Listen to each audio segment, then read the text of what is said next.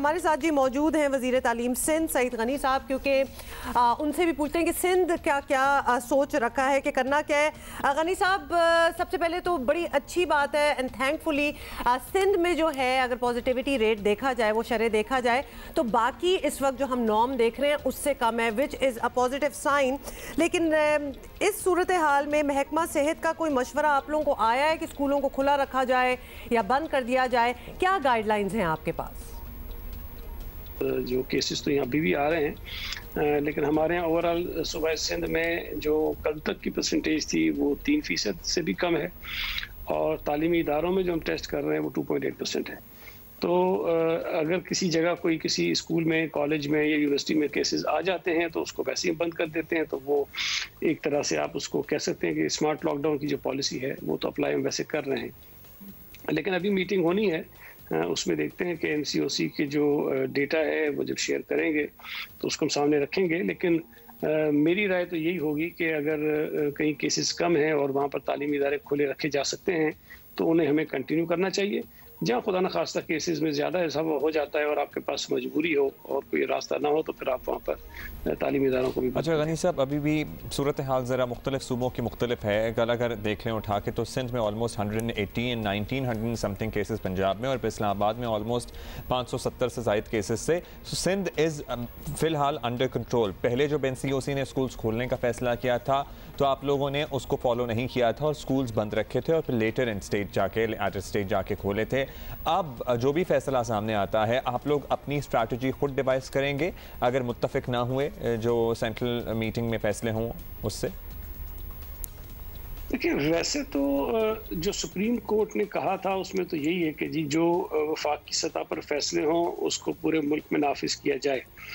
लेकिन जब NCOC में बैठकर मीटिंग्स होती हैं और वहाँ कई चीज़ें ऐसी आती हैं कि वो वेरी करती हैं सिटी टू सिटी या प्रोविंस टू प्रोविंस, तो फिर उसमें ये इजाज़त दी जाती है सूबाई हुकूमतों को भी कि वो अपने हालात देखकर फैसले करें।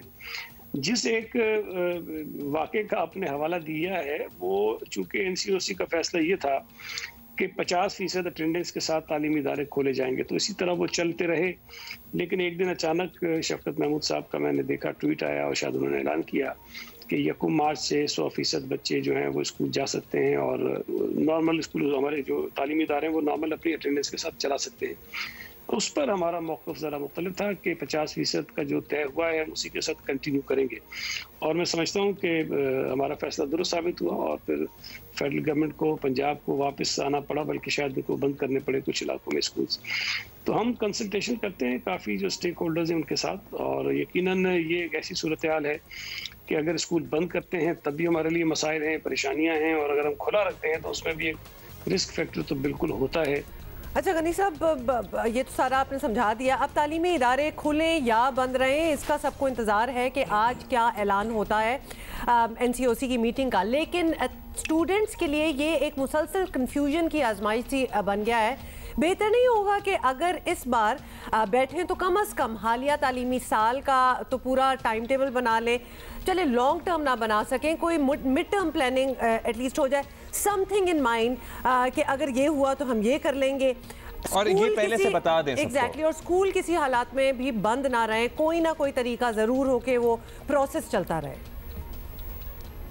देखिए, ये बात मैं पहले भी आपके प्रोग्राम में कई दफ़ा कह चुका हूँ कि ये बिल्कुल नामुमकिन है कि कोई भी शख्स बैठकर अगले 6 महीने के लिए कोई हतमी फैसला कर सके कि हमने क्या करना है।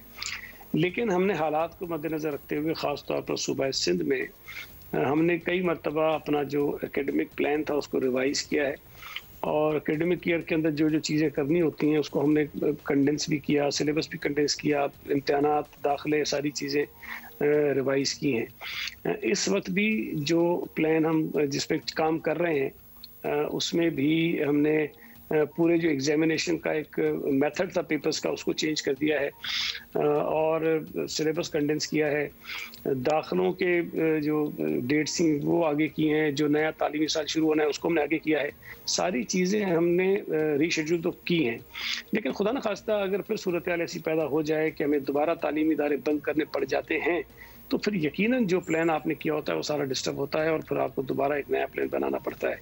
तो कोशिश तो ये है कि जो प्लान बनाया है उस पर अमल दरामद कर सकें, और फिल वक्त तो हम कर रहे हैं, लेकिन हतमी तौर पर ये कहना कि अगले 2 महीने बाद या 3 महीने बाद क्या सूरत हाल होगी, ये मैं समझता हूँ कि किसी के लिए भी आसान काम नहीं है।